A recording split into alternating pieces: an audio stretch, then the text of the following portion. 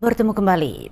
Kerajaan Malaysia dan Indonesia perlu berbincang secara kolektif untuk mencapai kata sepakat bagi merealisasikan bahasa Melayu sebagai bahasa kedua di peringkat ASEAN. Pakar Bahasa Melayu Profesor Emeritus Datuk Dr. Nik Safia Karim berkata carangan yang dibawa oleh Perdana Menteri Datuk Seri Ismail Sabri Yaakob sebelum ini perlu dikaji pelbagai aspek dengan mengambil kira pandangan negara rantau yang lain. Kalau kita lihat dari segi ilmu, ada bahasa Melayu yang dituturkan, asalnya orang Indonesia mengambil daripada pertuturan bahasa di Jambi dan di Kepulauan Riau dan sebagainya. Tetapi yang dituturkan juga oleh masyarakat di Malaysia, masyarakat di Brunei, masyarakat di Indonesia, di Singapura dan sebagainya. Hanya yang apabila dia menjadi perkara politik, ya, maka barulah timbul soal namanya. Ada asasnya namanya bahasa Melayu. Sementara itu, tokoh persuratan Melayu, Profesor Datuk Seri Dr. Awang Sarian berpandangan kesepakatan yang dinyatakan oleh Presiden Indonesia Joko Widodo terhadap cadangan itu merupakan suatu yang dianggap bijaksana. Ia membuktikan jati diri nasional dan sentimen kenegaraan yang berbeza, namun menggunakan satu bahasa supra atau merentas sempadan geopolitik yang sama. Bahasa Melayu itu bahasa yang setanding dengan bahasa Latin dan bahasa Perancis pada abad yang sama, abad 16 di benua Eropah. Itu yang dirujuk itu bahasa Melayu. Ketika itu tidak ada lagi konsep bahasa Indonesia kerana berwujud entiti politik Indonesia.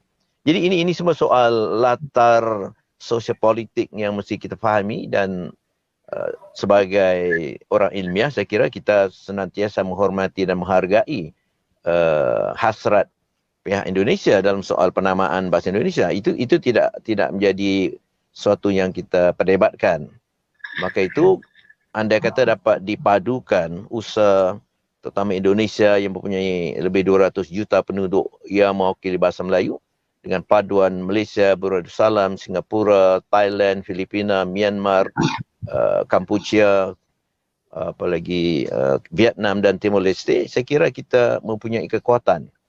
Bagaimanapun menurut Fellow Institut Kajian Etnik KITA, Universiti Kebangsaan Malaysia, Profesor Emeritus Datuk Dr. Teo Kok Siong, cabaran utama yang akan dihadapi untuk tujuan itu ialah memperoleh persetujuan dan kata sepakat dari negara-negara lain untuk turut sama dalam memperkasakan bahasa Melayu di pentas ASEAN. Masa baharu sahaja diusulkan gagasan untuk menjadikan bahasa Melayu sebagai bahasa ASEAN kedua ini, kita dah dapat lihat tentangan yang hebat jugalah daripada pihak-pihak tertentu. Dan dalam hal ini ada kelainan yang sudah mengklaim bahawa ianya lebih layak daripada yang lain, khususnya yang satu lagi.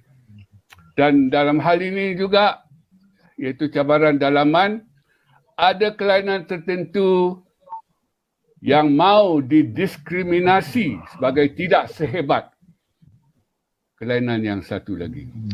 Jadi semua ini mau pula dilunaskan mengikut sejarah bahasa, mengikut hukum bahasa dan mengikut faktor linguistik.